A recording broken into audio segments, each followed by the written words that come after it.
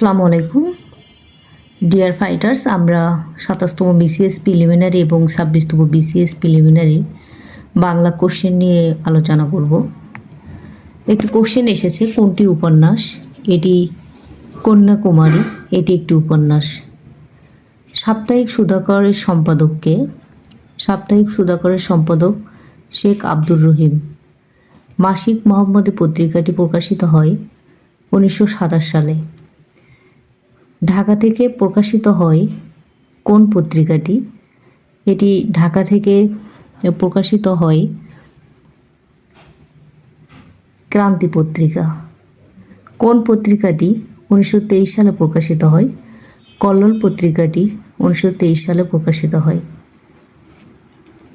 দেন শিশুরাজ্যে মেয়েটি একটি ছোটোখাটো বর্গীর উপদ্রব বলিলে হয় রবীন্দ্রনাথ ঠাকুরের কোন গল্পের সংলাপ? এটি রবীন্দ্রনাথ ঠাকুরের সমাপ্তি গল্পের সংলাপ। বাংলা সাহিত্যের প্রথম ইতিহাস গ্রন্থ বঙ্গভাষা ও সাহিত্য।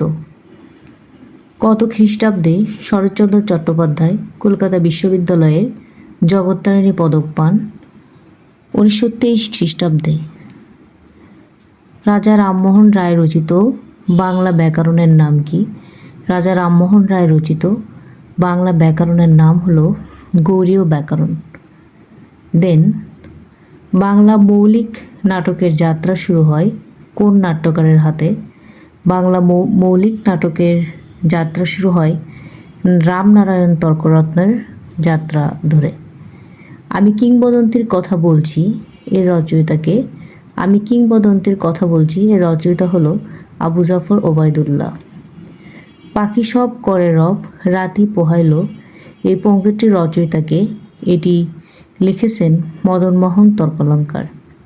দেন জীবনে জ্যাঠামি ও সাহিত্যের ন্যাকামি সহ্য করতে পারতেন না প্রমথ চৌধুরী।